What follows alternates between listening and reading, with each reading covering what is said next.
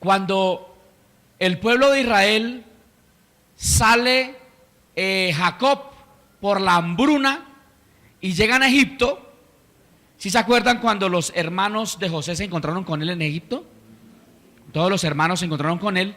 Dice la palabra que por el hambre que había sobre la tierra, les fue cedido un territorio de Egipto llamado la tierra de Gosén. Y en la tierra de Gosén, eso está en el libro de Éxodo y final del libro de Génesis, el pueblo del Señor, o el pueblo de Israel en ese tiempo, la casa de Jacob, se establece en la tierra de Gosén. Y dice la palabra que entraron 75 personas, quienes fueron Jacob y toda su casa, con sus siervos, con sus hijos, sus siervos y toda su parentela. Entraron 75 personas o 70 personas. Pero dice la palabra que al poco tiempo se multiplicaron. Y después de que murió José, se levantó un faraón que no conocía a José. Y por tal razón, este faraón tuvo temor del pueblo de Dios y entonces los esclavizó. Y allí se cumple la palabra que le dio el Señor a Abraham, donde el Señor le advierte, donde el Señor le da una palabra a Abraham y le dice que sus generaciones estarían esclavizadas en Egipto por 430 años. Ya se lo digo, ya le digo qué texto es específicamente. Está obviamente después del capítulo 14 de Génesis, donde el Señor le da una palabra y le revela una verdad a Abraham, y le dice que sus generaciones estarían esclavizadas por 430 años. Si alguno lo encuentra, por favor. Y durante todo ese tiempo que Israel estuvo en Egipto, hasta el Sinaí, después de salir de la esclavitud, capítulo 15, versículo 13. Muy bien. Dice: entonces Jehová dijo a Abraham: ten por cierto que tu descendencia morará en tierra ajena y será esclava allí y será oprimida 400 años. O sea, el Señor ya le había dicho a Abraham, antes de que naciera aún su hijo Isaac, de que sus generaciones iban a estar oprimidas. Entonces, durante el tiempo de la esclavitud, peregrinaje, paso del Mar Rojo y llegada al Sinaí, el pueblo de Israel tuvo un sacerdocio. Y podríamos decirlo así, fue un sacerdocio transitorio, delegado al primogénito de cada familia. Amén. Delegado al primogénito de cada familia. El anciano de cada familia, el hombre más adulto de cada familia, era el que estaba encargado de las labores sacerdotales de su clan. Y no solo de labores sacerdotales, sino también de labores aún jurídicas y aún decisiones trascendentales que la familia debía tomar. Debía hacerse contando con la autoridad y con la autoridad sacerdotal impuesta por Dios en cada familia, que era el más anciano. Entonces, en torno al anciano estaban sus hijos, sus yernos, sus nueras, sus nietos, sus bisnietos, etcétera. Sus generaciones todas estaban alrededor de la autoridad de ese patriarca o de ese anciano. Cuando se llegó el momento de salir de Egipto, el pueblo tenía ese modelo sacerdotal. Pero se llegan al monte Sinaí y el Señor le da una instrucción a Moisés. Y una de las instrucciones claras que le da a Moisés es que ya no se iba a regir el pueblo por un sacerdocio patriarcal o un sacerdocio por el primogénito de cada familia, sino que ahora el sacerdocio se le iba a delegar a la tribu de Leví, en cabeza de Aarón como primer sumo sacerdote. Amén. Y ahí entramos al segundo punto de este estudio, que es el sacerdocio perfecto representado a Aarón, la ley. Amén. El sacerdocio perfecto representado a Aarón y la ley. El modelo patriarcal queda abolido. El modelo patriarcal queda quieto. Pero es allí en el capítulo 3 del libro de Números. Vamos a ir al libro de Números. Hoy nos vamos a mover un poquito por la Biblia. Vamos a ver algunos textos muy importantes. Libro de Números, capítulo 3. Antiguo Testamento. Allí el Señor establece la tribu de Leví como la tribu encargada de los oficios sacerdotales para toda la nación. Leamos desde el versículo 1 al 3. Estos son los descendientes de Aarón. En el día en que Jehová habló a Moisés en el monte Sinaí, y estos son los nombres de los hijos de Aarón: Nadab el primogénito, Abiú, Eleazar e Itamar. Estos son los nombres de los hijos de Aarón, sacerdotes ungidos, a los cuales consagró para ejercer sacerdocio. Versículo 5. Y habló Jehová a Moisés diciendo: haz que se acerque la tribu de Leví y hazla estar delante del sacerdote Aarón, para que sirvan y desempeñen el cargo de él y el encargo de toda la congregación delante del tabernáculo de reunión, para servir en el misterio del tabernáculo. Versículo 10. Y constituirás a Aarón y a sus hijos para que ejerzan su sacerdocio, y el extraño que se acerque allí morirá. Versículo 12. He aquí que yo he tomado a los levitas de entre los hijos de Israel, en lugar de ¿quiénes? De los primogénitos, los primeros nacidos de los hijos de Israel, serán pues míos los levitas. Versículo 41 del mismo capítulo 3. Y tomarás a los levitas para mí, en lugar de todos los primogénitos de los hijos de Israel, y los animales de los levitas en lugar de todos los primogénitos de los animales de los hijos de Israel, yo Jehová. Ese es el momento de la transición. Ese es el momento donde el Señor le dice a Moisés, o le dice al pueblo a través de Moisés: ya no tomarás más el primogénito para que sea la autoridad sacerdotal. Ahora la tribu de Leví me pertenece, y ellos se encargarán de las labores sacerdotales para el pueblo.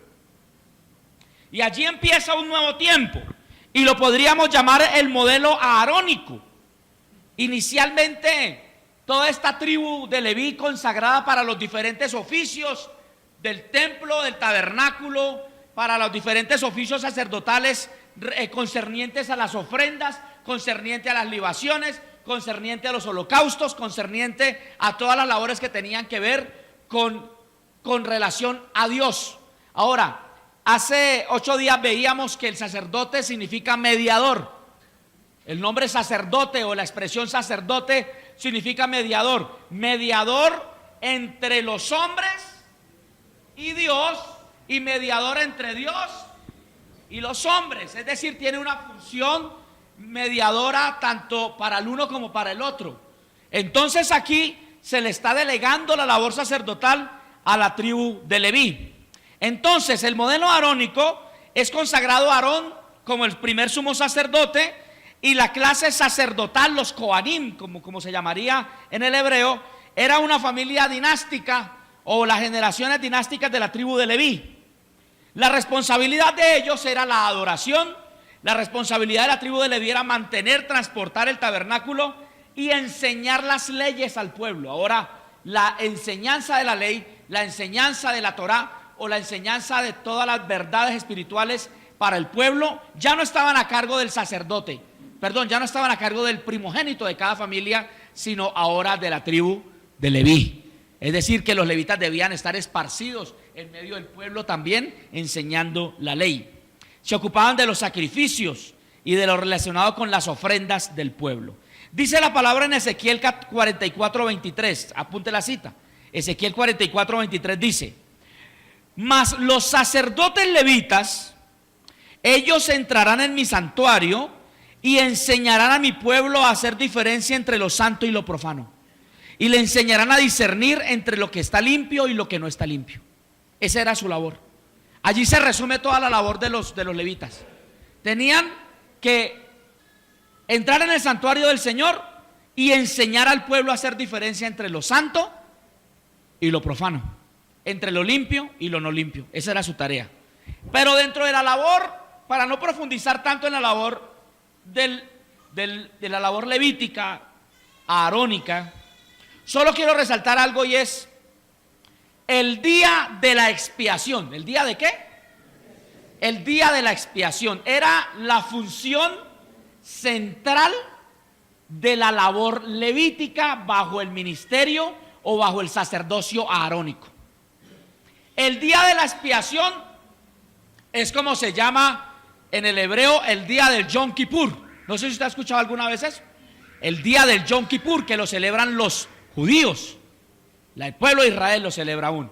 El Yom Kippur o el día de la expiación es llamado el día del perdón.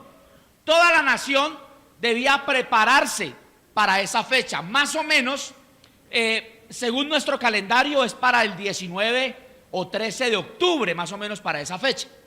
Ese día, llamado el día de la expiación, es el día donde se hace el sacrificio único para perdonar los pecados de toda la nación y para santificar, obviamente, al sacerdote y a todo el pueblo.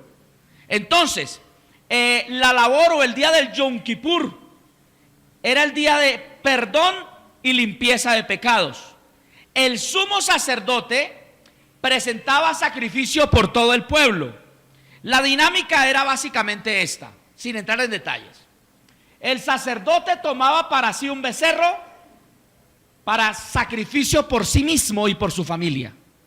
El sacerdote tomaba entonces un becerro de la vacada, un becerro gordo, y lo tomaba para sí mismo, para presentarlo en sacrificio, y tomaba 2 machos cabríos en representación de todo el pueblo. Entonces, ¿cuántos animales eran? 3 animales.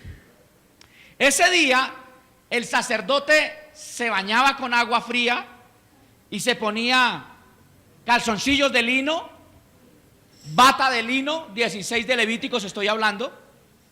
El libro de Levítico capítulo 16, se ponía el bata de lino, se ponía el cinto de lino, se ponía la mitra, se ponía todos los atuendos de lino especiales para la ocasión. Y dice la palabra que después de tener los atuendos, presentaba los 3 animales delante del pueblo, entraba con el becerro y uno de los 2 machos cabríos. De esta manera entraba al lugar santísimo y allí degollaba o sacrificaba al becerro por su propio pecado, y la sangre de ese becerro con el dedo la esparcía 7 veces sobre el propiciatorio o el arca del pacto o en el lugar santísimo detrás del velo, que era el lugar prohibido para todo el pueblo. Solamente podría entrar al lugar santísimo el sacerdote una vez al año, el día de la expiación. Entonces él expiaba sus propios pecados, o él hacía sacrificio por sus pecados, y después de pedir perdón por sus pecados, sacrificaba uno de los 2 machos cabríos y hacía el mismo ejercicio esparciendo con su dedo sobre el propiciatorio 7 veces la sangre de ese macho cabrío en perdón por toda la nación. Como todavía quedaba un macho cabrío vivo, a este macho cabrío lo tomaba el sacerdote Aarón como sumo sacerdote. Voy a despertar a Cristian. Y le ponía las manos encima y confesaba con las manos encima del animalito, sin ofenderte, hijo. Confesaba todos los pecados del pueblo. Entonces decía: yo pido perdón por la nación, porque nos hemos olvidado de Dios, porque hemos dejado a Dios y nos hemos ido tras los ídolos, porque hemos robado, porque hemos sido infieles. Y confesaba todos los pecados que por un año se habían acumulado. Imagínate usted, los pecados de un año acumulados allí. y el sumo sacerdote tomaba en mención todos los pecados y enviaba a ese pequeño animal al desierto, lo enviaban con alguien al desierto a morir, y ese animalito se le llamaba Azazel, sin H y con doble Z, Azazel. Y Azazel significa apartado o distante. ¿Qué significa? Apartado o distante. Entonces, ¿qué hacían ese animalito? Se soltaba en el desierto y se dejaba a la deriva hasta que muriera en el desierto, para que los pecados del pueblo quedaran lejos. Y todo esto ritual, toda esta ceremonia no era nada más y nada menos que una representación del sacerdocio perfecto en Cristo que había de venir. Entonces el sacerdocio levítico, en ese primer sumo sacerdote Aarón, era un sacerdocio que era ineficaz. Era ineficaz. Entendimos de manera, a lo menos de manera, ¿cómo lo podríamos decir? De manera concreta y específica, ¿qué es el día de la expiación? ¿Sí le quedó claro? ¿Es el día de qué? Del perdón. ¿Qué hacía el sacerdote, el sumo sacerdote? Se ponía las vestiduras de lino. ¿Qué más hacía? Tomaba 3 animales, un becerro por su propia vida y 2 machos cabríos por el pueblo. ¿Qué hacía con el becerro? Lo sacrificaba por su propia vida y por su propio perdón, y la sangre de este animal 7 veces sobre él, propiciatorio, sobre el arca del pacto del lugar santísimo. Y después sacrificaba el macho cabrío y hacía la misma operación, pero ahora ¿por quién? Por el pueblo. Y el que quedaba, que se llamaba Azazel, ¿qué hacían con él? Las manos en la cabeza, se proferían sobre él, digamos que se cargaba el animalito con todos los pecados del pueblo y lo llevaban a morir al desierto para que se ahuyentaran los pecados del pueblo y así el pueblo pudiese experimentar el perdón. Eso era básicamente la labor sacerdotal en su máxima expresión, hablando del orden arónico, del orden de la tribu de Leví. Entonces, según la palabra del Señor, nos dice que este modelo de sacerdocio era un modelo ineficaz. Entonces, primeramente se limitaba a la nación, no al mundo. Hay que mirar eso. El alcance del sacerdocio arónico se limitaba a una nación, no al mundo entero. Entonces, cuando el Señor le da la palabra a Abraham en el capítulo 12, versículo 1, ¿qué le dice? En ti serán benditas todas las familias de la tierra. O sea que la promesa para Abraham no solamente se limitaba a un contexto o a un territorio específico, sino que la promesa dada a Abraham componía o la componían todas las naciones de la tierra. Por eso decimos que este sacerdocio arónico o este sacerdocio levítico es un sacerdocio imperfecto, insuficiente, porque no alcanza a cubrir la totalidad de la tierra primeramente. No tiene un alcance mundial, sino un alcance territorial, en este caso solamente una nación. En Abraham serían benditas todas las familias de la tierra, y por lo tanto este pacto o este sacerdocio levítico quedaba insuficiente. Lo segundo que la palabra del Señor nos enseña de este sacerdocio es que es un sacerdocio perecedero, porque cuando murió Aarón fue necesario investir a un nuevo sacerdote. Cuando murió este sacerdote fue necesario investir a otro sacerdote, y después a otro y a otro y a otro. Entonces era un modelo de sacerdocio imperfecto, es decir, era un modelo de sacerdocio sujeto a la muerte, porque el sumo sacerdote estaba sujeto a la muerte, porque era un ser humano. Lo que también nos muestra la palabra es que es un sacerdocio imperfecto. ¿Qué dice Hebreos 7:27? Vamos a la carta a los Hebreos, allí vamos a estar bastante esta mañana. Hebreos 7:27. Dice el Señor que no tiene necesidad de cada día, como aquellos sumos sacerdotes, de ofrecer primero sacrificio por sus propios pecados y luego por los del pueblo. Esto se refiere a un sacerdocio imperfecto. Imperfecto. ¿Por qué un sacerdocio imperfecto? ¿Ya encontró Hebreos 7:27? ¿Por qué un sacerdocio imperfecto? Porque el sacerdote también tenía que arrepentirse de sus pecados. Y tenía que decir allá, antes de presentar los pecados del pueblo, tenía que decir: Señor, perdóname a mí también, porque yo también fui mentiroso. Perdóname porque yo también me porté mal, yo también hice esto, yo también hice lo otro. Y después de que él se santificara, podía estar en condiciones de presentarse como sumo sacerdote para toda la nación. Por esta razón es un sacerdocio imperfecto. Ahora, Hebreos 10:4 dice la palabra que la sangre de toros y la sangre de machos cabríos no puede quitar los pecados.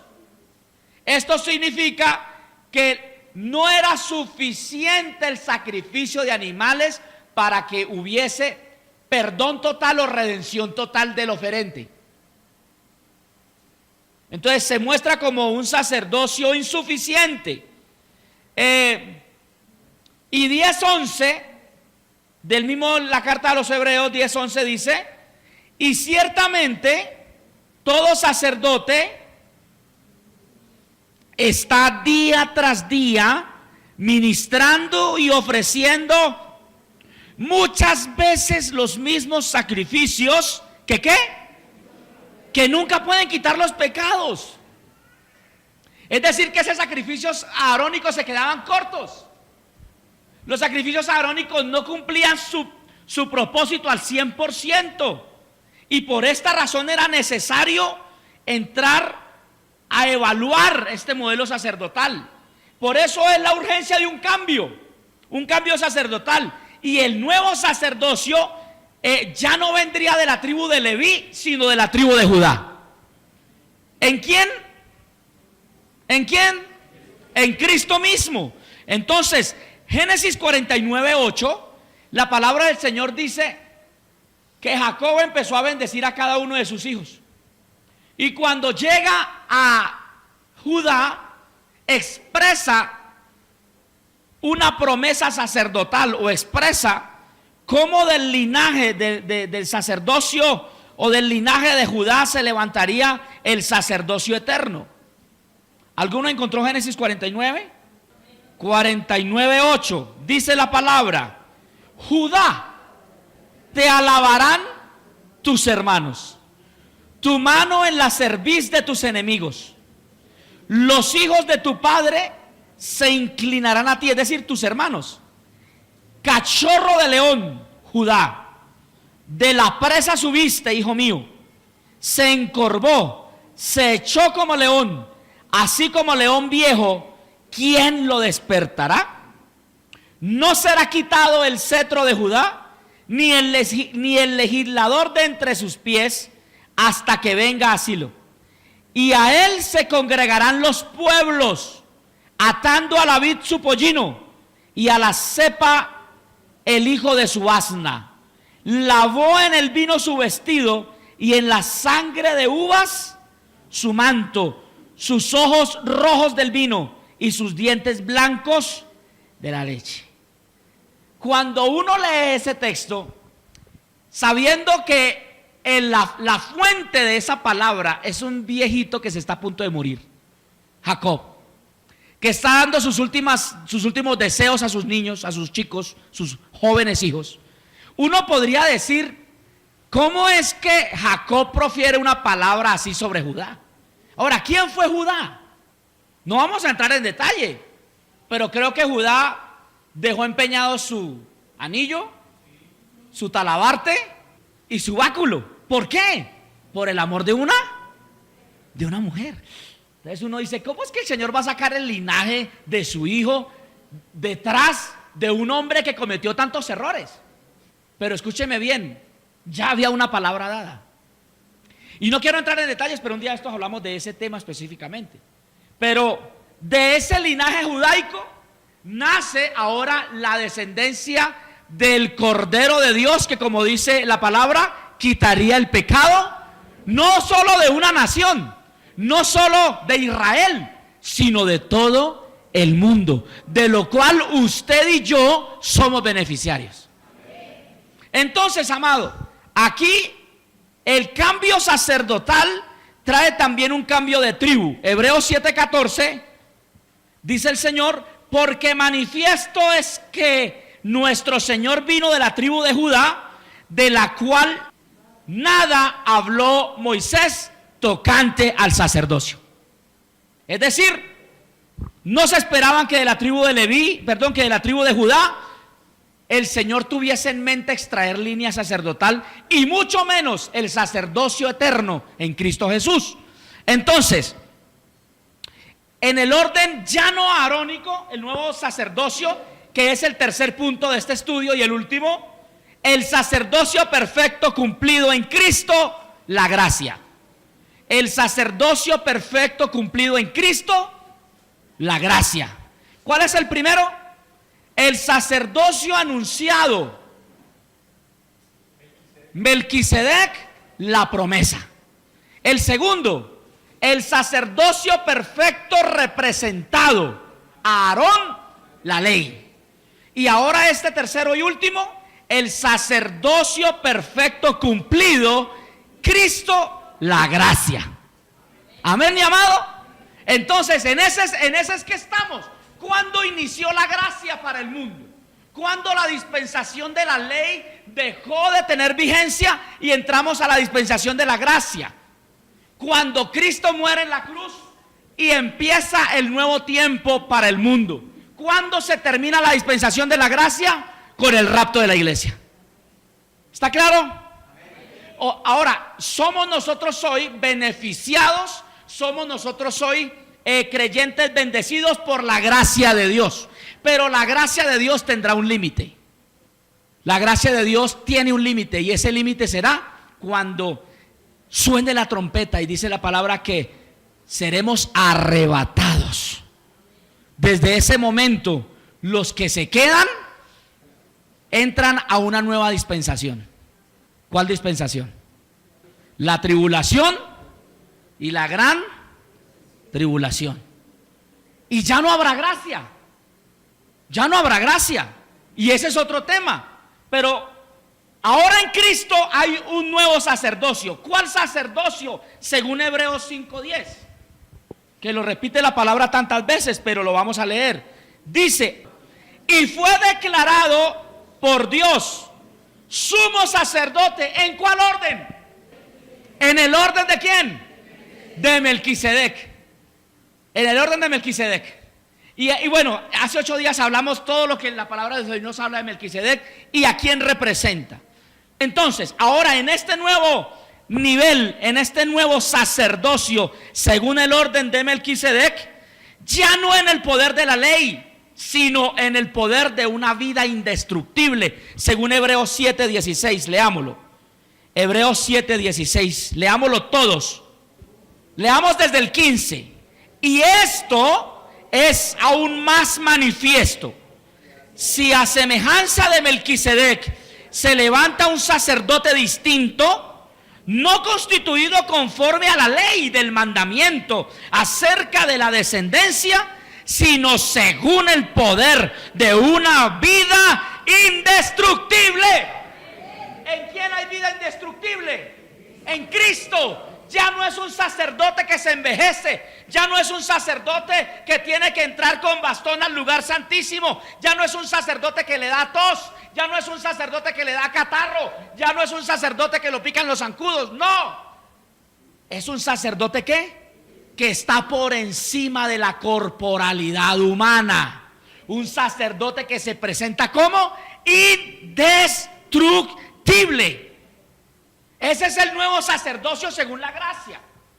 Es el nuevo sacerdocio establecido para este tiempo. Y la primera característica que nos da entonces el Señor es que es un sacerdocio indestructible. Según 7:23, es uno solo. Y los otros sacerdotes llegaron a ser muchos, debido a que por la muerte no podían continuar. Mas este, por cuanto permanece para siempre, tiene un sacerdocio que no se lo quita a nadie. Tiene un sacerdocio que inmutable. El sacerdocio de Cristo no está sujeto a los tiempos, no está sujeto a las etapas del ser humano. Porque dice la palabra, ahí lo leímos, que el sacerdocio levítico, los sacerdotes tenían que morir por sus causas naturales, y entonces llegaban otros y llegaban otros, y entonces no se sabía cuál era el sacerdote. Pero en Cristo es un sacerdote eterno. ¿Cuánto lo creen? Amén. Representa el sacerdocio arónico un sacerdocio imperfecto, pero en Cristo era un sacerdocio que nos convenía. Versículo 26 del capítulo 7. Porque tal sumo sacerdote que nos convenía, santo, inocente, sin mancha, apartado de los pecadores y hecho más sublime que los cielos. Amén. ¿Sabe que nosotros los latinos somos muy dados a lo que nos conviene? ¿Cierto? A mí me conviene más esto, a mí me conviene más lo otro. Ahora, ¿qué sacerdote nos conviene? ¿El sacerdocio arónico o el sacerdocio de Cristo?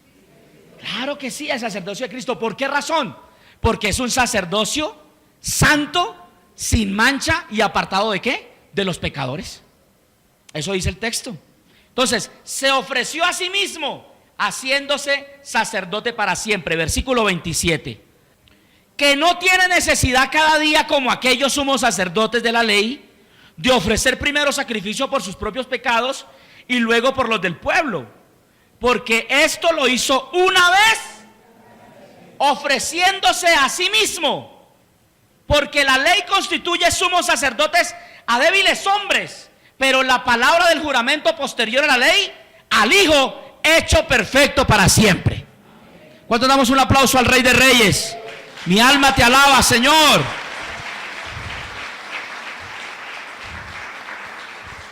El capítulo 9, versículo 12, dice la palabra: y no por sangre de machos cabríos, ni de becerros, sino por su propia sangre, entró una vez y para siempre en el lugar santísimo, habiendo ¿qué?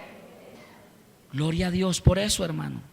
Habiendo obtenido eterna redención. Versículo 14. Le hablo del 13. Porque si la sangre de los toros y de los machos cabríos y las cenizas de la becerra rociadas a los inmundos santificaban para la purificación de la carne, ¿cuánto más la sangre de Cristo, el cual mediante el Espíritu eterno se ofreció a sí mismo sin mancha a Dios, limpiará vuestras conciencias de obras muertas para que sirváis al Dios vivo?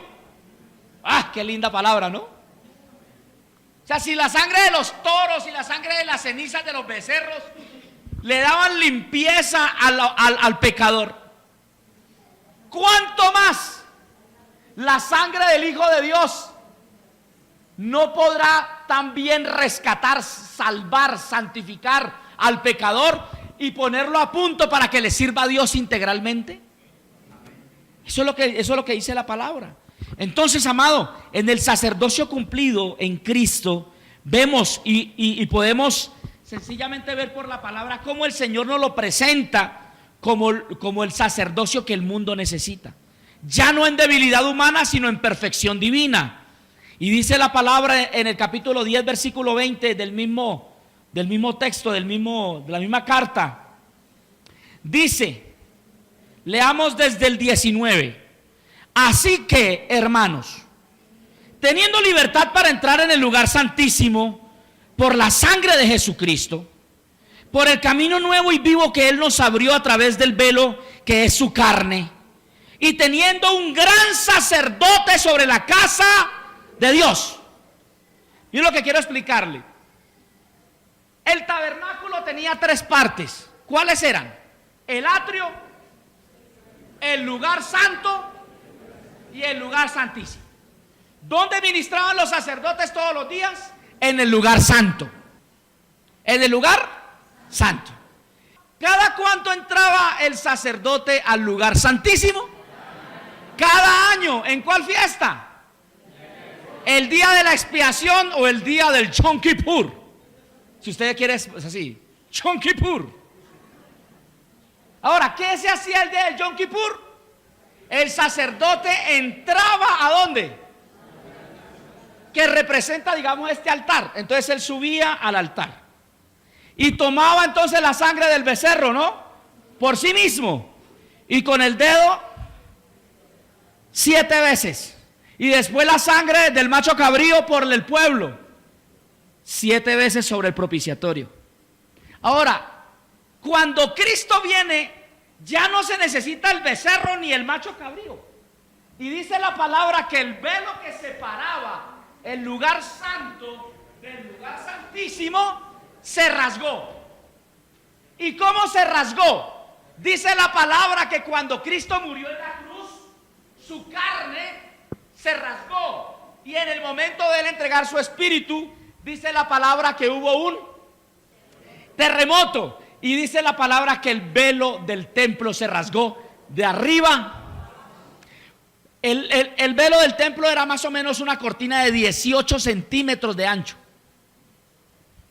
de grueso, gracias, de grosor, de 18 centímetros más o menos, ancho. ¿Y se rasgó de arriba?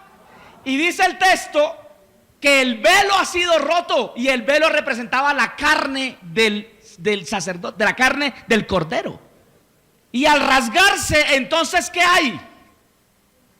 Acceso. ¿Acceso a dónde? Al lugar de la comunión, al lugar del perdón.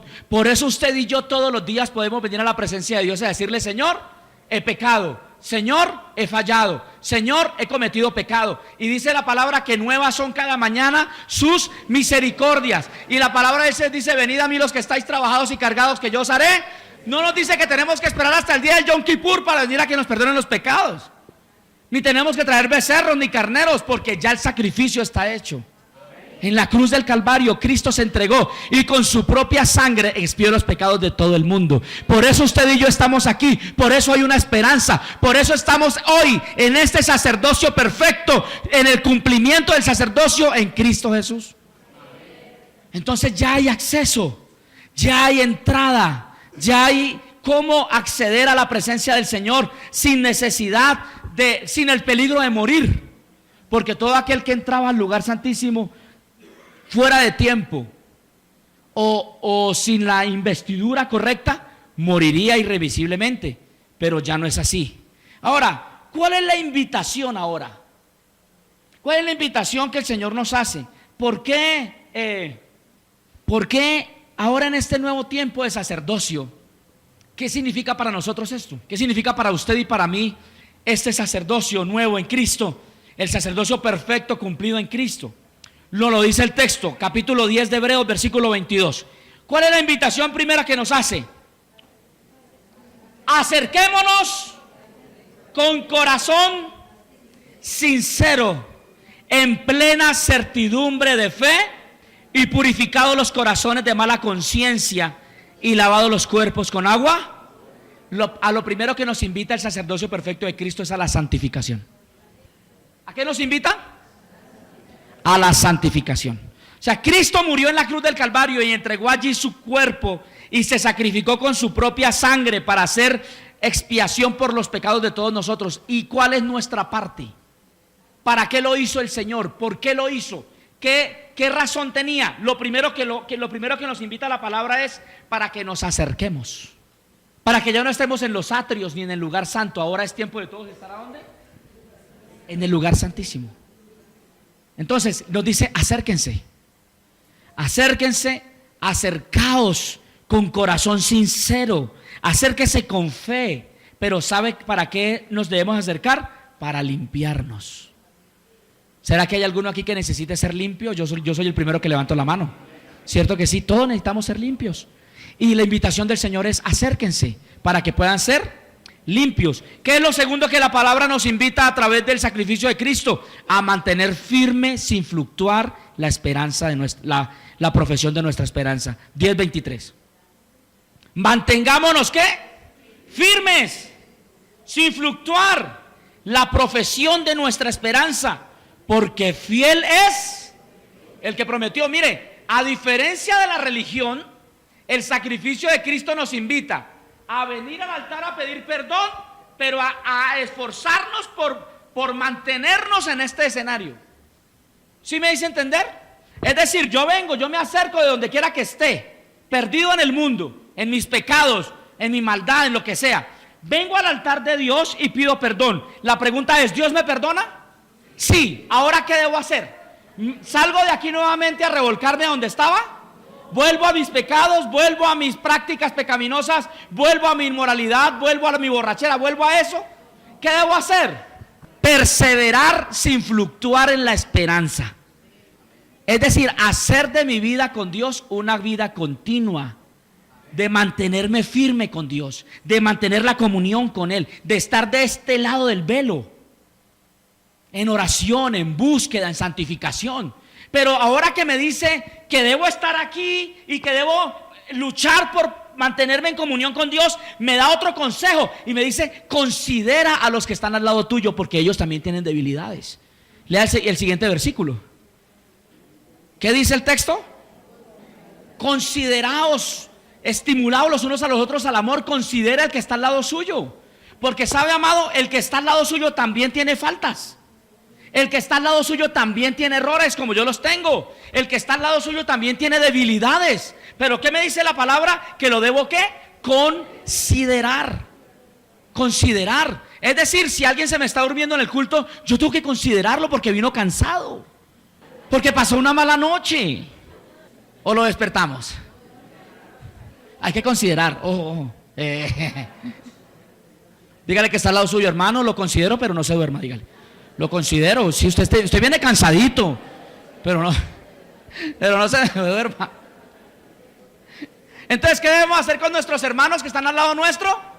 Considerarlos. ¿Y qué? Y animarlos, ¿cierto? Animarlos al amor y a las buenas obras. Es decir, traerlos para que también mantengan su comunión con Dios. ¿Y qué más nos dice?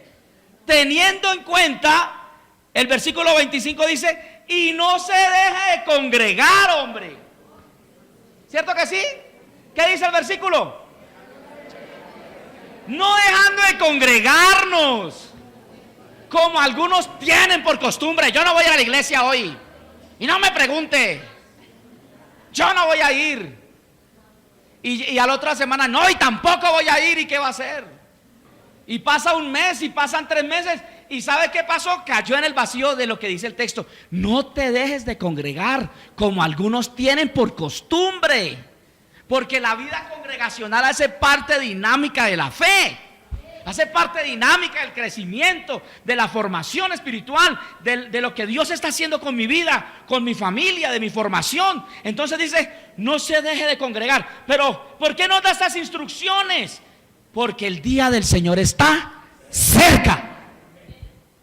Cristo viene. Hermano, eso no es un mito ni es un cuento para meterle terror a la gente. Es cierto.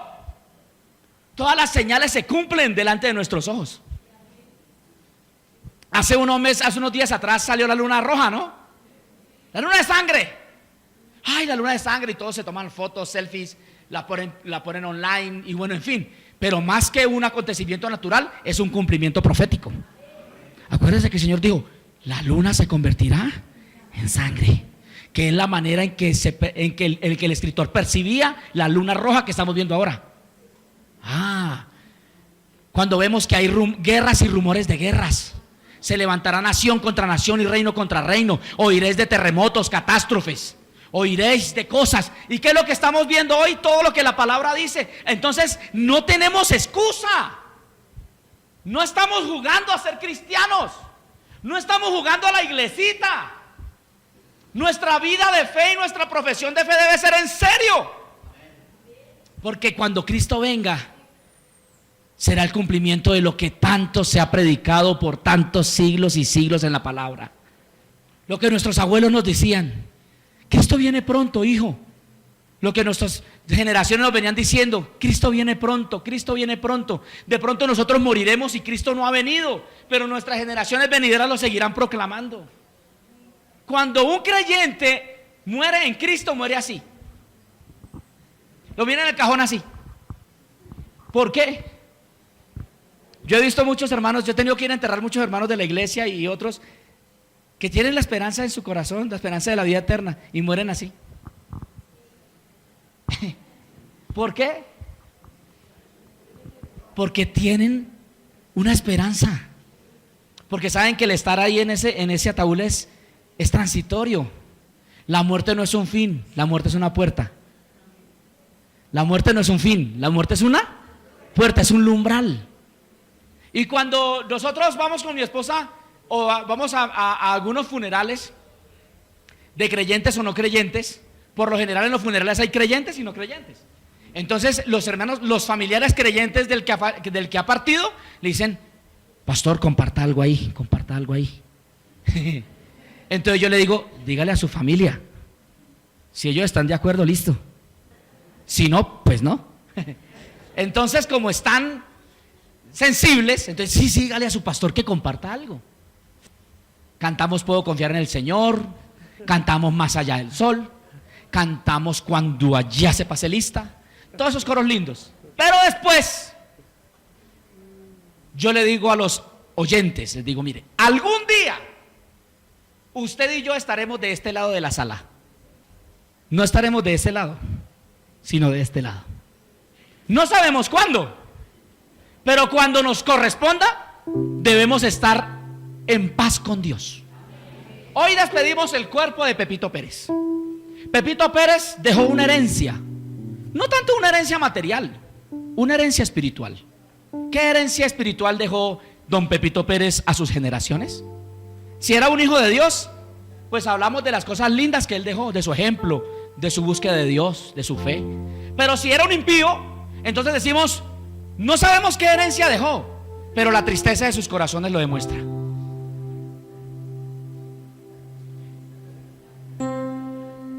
Es duro, pero ¿sabe qué les digo?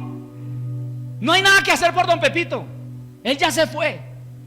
Y no vale responso, y no vale misa, y no vale novenario, y no vale foto con el Papa, y no vale bula papal para que este hombre pueda salir del lugar para donde va. Pero nosotros los que estamos vivos tenemos esperanza, y el único camino es Cristo. Si usted que está vivo hoy acepta a Cristo en su corazón, podrá cambiar el destino de su eternidad. ¡Qué oportunidad tan linda! Hablándole a los mortales como todos de que hay una esperanza en Cristo. No nos dejemos llevar, no nos dejemos engañar por brille para Él la luz perpetua. No nos dejemos engañar por el vasito de agua debajo del cajón para las ánimas del purgatorio. No se deje engañar, porque dice la palabra que está escrito que los hombres mueran una sola vez y después de esto sea el juicio. Está establecido. Entonces, mi amado, tenemos el sacerdote que nos ha dado todo lo que necesitamos. ¿Qué tenemos que hacer? Acerquémonos confiadamente. ¿Qué más dice el Señor? Permanezcamos en la profesión de la esperanza. Pero mientras permanecemos en la profesión, animemos y alentemos a otros para que también se unan a esta profesión de fe. Pero no solamente estemos allí, sino que también congreguémonos. Vengamos a la iglesia a verle la cara al hermano, al ver al que se duerme, a reírnos del que se está durmiendo. Pero vengamos a la iglesia.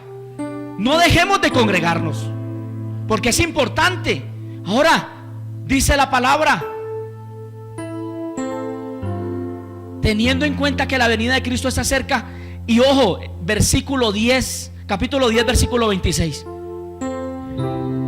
Porque si pecamos voluntariamente después de haber recibido el conocimiento de la verdad, ya no queda más sacrificio por los pecados, sino que una horrenda expectación de juicio y de hervor de fuego que ha de devorar al adversario. Dice el siguiente versículo: el que viola la ley de Moisés por el testimonio de 2 o 3 testigos muere irremisiblemente. ¿Cuánto mayor castigo pensáis que merecerá el que pisoteare al Hijo de Dios y tuviere por inmunda la sangre del pacto? Guárdanos, Señor. Guárdanos. Guárdanos de pecar voluntariamente. Guárdanos de que después de que hemos adquirido el conocimiento de la palabra, nos hallemos voluntariamente sumergidos o inmersos en el pecado. ¿Por qué razón? Porque estamos menospreciando el único sacrificio que nos puede proporcionar una eternidad con Cristo.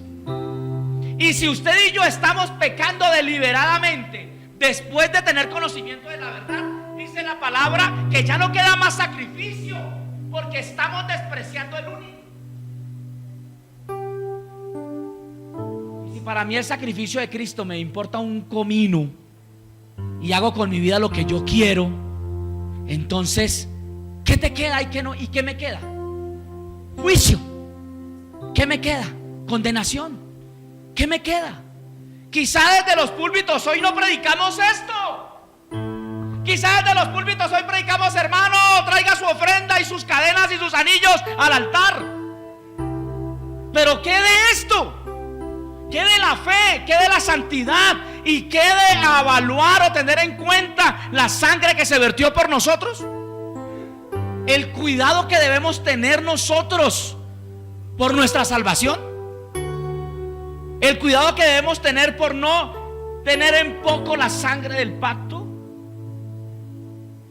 Máxime que hay recompensa, versículo 35. No perdáis pues vuestra confianza, que tiene grande galardón. ¿Cuánto le gustan los regalos? Oiga, hermano, mire, además de que usted y yo estamos yendo a la eternidad por algo que no nos merecemos y que no hicimos, allá nos tienen regalos. Así es de lindo Dios, que además de que no hicimos nada por nuestra salvación, además de que todo está hecho, si accedemos, además de eso, ¿qué nos da? Galardón, recompensa. Entonces, hermano, si no lo quiere hacer por la vida eterna, hágalo por el regalo añadido. Seamos pacientes. 10:37, que dice: porque aún un poquito y el que ha de venir. Hermano, no se le olvide esto: Cristo viene. Cristo viene. Seamos pacientes. Cristo viene. El que ha de venir vendrá. Y por nada del mundo piensa en retroceder. 38 y 39. Mas el justo vivirá por fe, y si retrocediere, no agradará a mi alma. Pero nosotros no somos, léalo conmigo, mi amado, pero nosotros no somos de los que retroceden para perdición, sino de los que tienen fe para preservación del alma. Gloria a Dios. Gloria a Dios.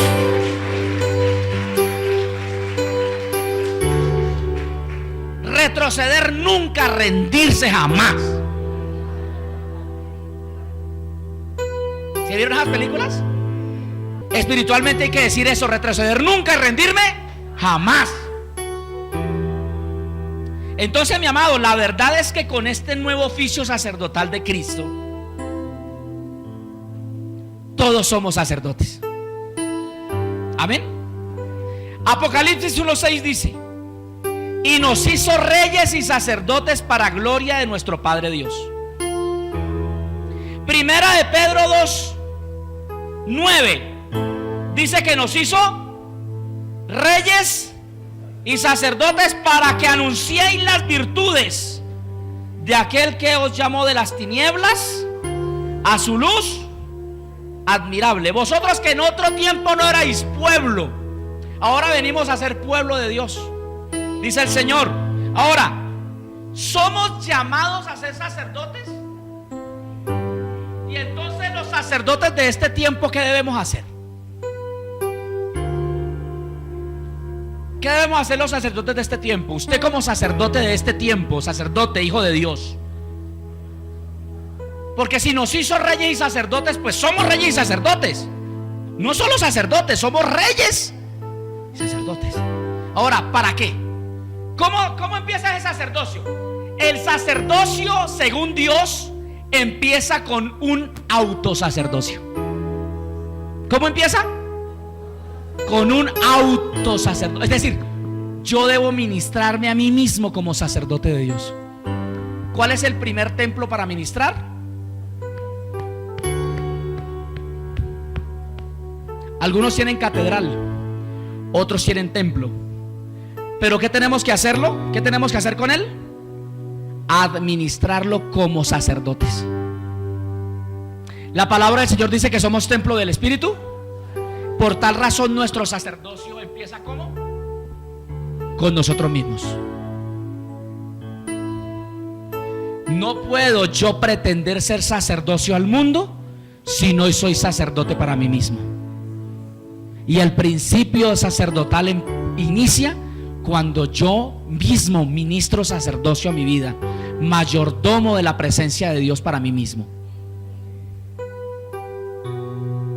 Ahí está. ¿Por qué el sacerdocio de la iglesia del Señor para este tiempo está tan deteriorado? Porque no somos sacerdotes para nosotros mismos. No somos sacerdotes para nosotros mismos. Nuestro templo está desordenado. Nuestro templo, nuestra casa no está ordenada. Y somos nosotros los llamados a ordenarla como sacerdotes de Dios. Es la verdad de la palabra. Nuestra condición de hijos nos da un sacerdocio que debemos ejecutar primeramente en nuestra vida. El sacerdocio de un hijo de Dios no se limita a un templo físico, se limita a todo el mundo. Tú eres sacerdote en tu casa, tú eres sacerdote en tu empresa, tú eres sacerdote en la calle, tú eres sacerdote en el tráfico, tú eres sacerdote en la universidad, tú eres sacerdote de Dios a donde Dios te ha puesto. Eso es sacerdocio. ¿Y para qué?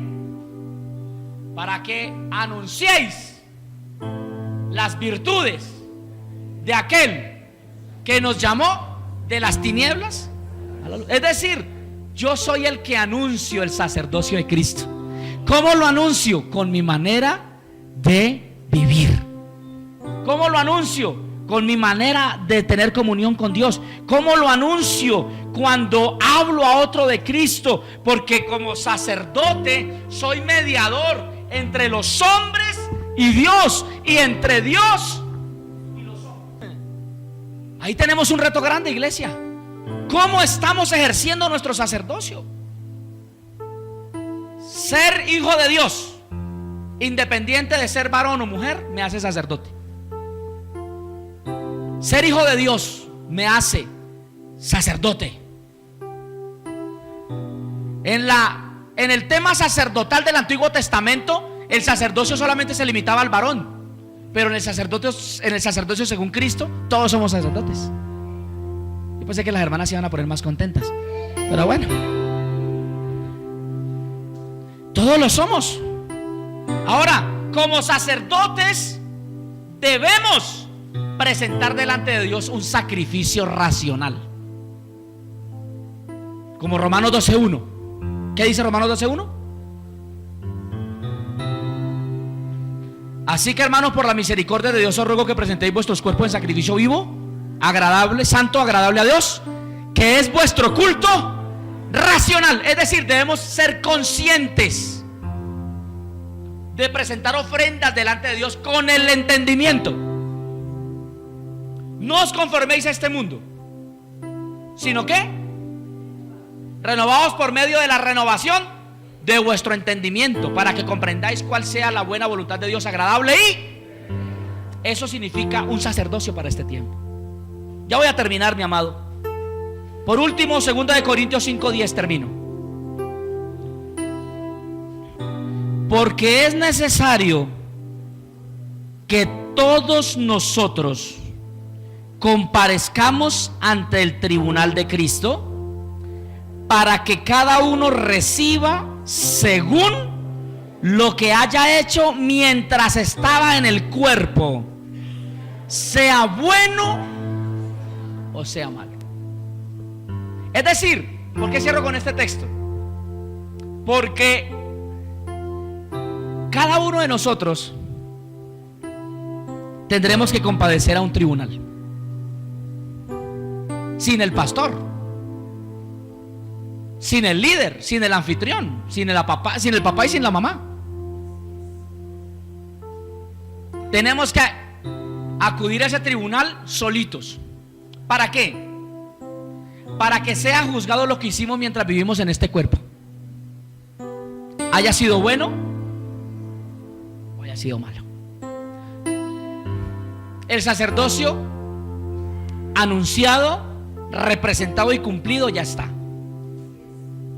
Y nosotros somos, para este tiempo, quienes gozamos de todos los beneficios de un sacrificio completo, inmutable, suficiente y eterno. La pregunta es: ¿será que cuando tengamos que presentarnos delante de ese tribunal, nos presentaremos como sacerdotes?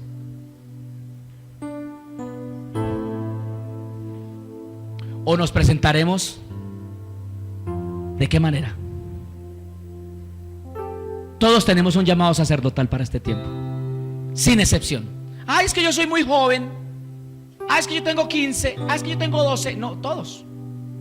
Porque hemos tenido el conocimiento de ¿qué? De la verdad. Y el conocimiento de la verdad me hace responsable. Ahora el Señor nos dice: ¿qué de nuestro sacerdocio? ¿Qué de ese sacerdocio para nosotros mismos? Para este templo. ¿Qué de nuestro sacerdocio para los demás? ¿Qué de nuestro sacerdocio a donde quiera que estamos? ¿Estamos siendo representantes de Dios como sacerdotes? Así que somos embajadores en el nombre de Cristo, como si Dios rogase por medio de nosotros, o rogamos en el nombre de Cristo, reconciliados con Dios. Segunda de Corintios 5:20. Somos embajadores, representantes, sacerdotes de Dios. Tenemos un reto grande, iglesia, y es llevar a Cristo a donde quiera que estemos. Gracias por tu palabra, Señor. Gracias por hablar. Gracias por hablar. Gracias, Dios, por traer conocimiento de tu palabra a nuestra vida, Señor. Pero no queremos que esta palabra quede como un solo conocimiento intelectual. Queremos que esta palabra sea práctica en nosotros. Dios, tú nos has permitido y nos has dado el privilegio de ser sacerdotes para este tiempo. Un sacerdocio que nace de un sacerdocio santo e inmutable. Señor, no solo sacerdotes, somos reyes. Nos has dado autoridad para gobernar nuestras propias vidas. Nos has dado autoridad, Señor, para que en tu nombre echemos fuera enfermedad, para que en tu nombre vayamos y prediquemos a otros las verdades del Evangelio. Perdónanos, Señor, si nuestro sacerdocio ha sido insuficiente. Perdónanos, Dios, si como representantes tuyos en la tierra no hemos hecho las cosas bien. Hoy hay oportunidad para ti, varón, para ti, mujer, de pedir perdón, de reconciliarte con Dios. Hoy hay una oportunidad de que nuevamente vuelvas al Señor si has estado apartado. Hoy hay una oportunidad de que por esta palabra en tu corazón tú te levantes y digas: yo quiero asumir mi sacerdocio. Yo quiero ponerme los trajes de lino fino, que representa la santidad, las acciones justas, Señor, para ministrar en el lugar santísimo y para hacer que otros también se acerquen a ese lugar donde tu gloria se manifiesta, Dios.